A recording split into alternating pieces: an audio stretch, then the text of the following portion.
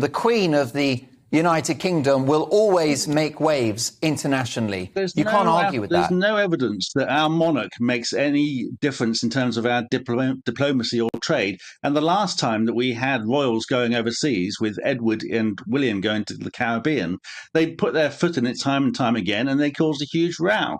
The royals do not make any difference our trade and to our diplomacy. We are a very successful country. We're prosperous even when we're going through difficult times at the moment.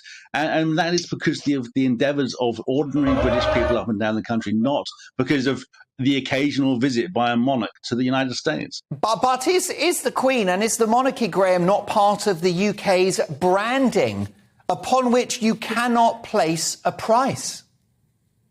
We are going to be absolutely fine without the monarchy. We do not need this one privileged, cosseted family living in these large houses in order to be a successful country which people sit up and take notice of. It's part of our identity, isn't it? We've got the Beatles, we've got Shakespeare, we've got Charles Dickens, and we've got Her Majesty the Queen, Winston Churchill, Sir Elton John. The Jubilee, you're talking about how Ainsley Harriott was 54%.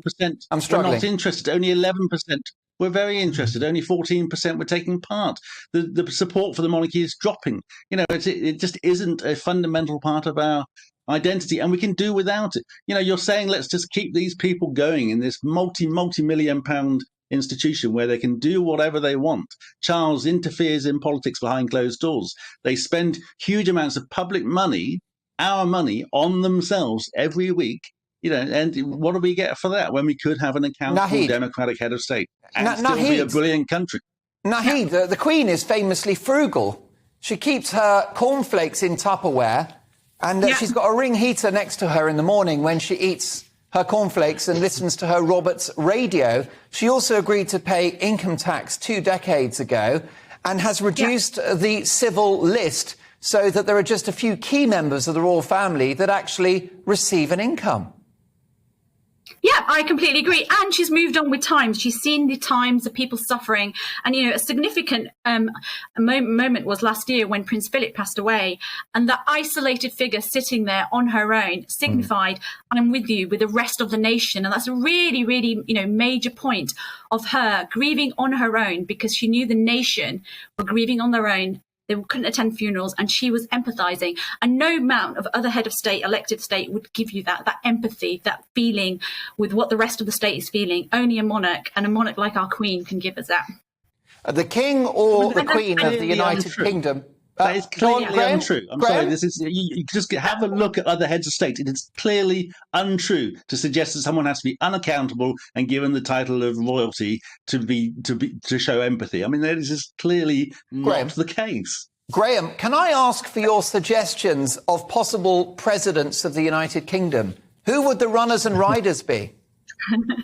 Well, it will be whoever comes forward when we have the election. We're not going to have that anytime, in the next year or 5 years. But, the flip side of your argument is to suggest that in a country of 65 million people, the best person we can possibly find is Charles.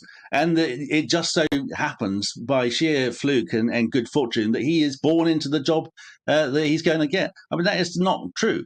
Clearly, if Ireland can choose someone out of a population of 5 million, we're going to be spoiled for choice of a population of 65 million. And if you say that's not the case, then either you're saying that we have no talent in this country, or you're saying that we're too stupid to find that talent and elect them. So, when people go on about patriotism and monarchy, I think it's far more patriotic to trust the people and to say that we are a great nation that will be spoiled for choice than to turn around and say that we can't possibly do it. Briefly, Michael, the clock is against us. Your final thoughts on this?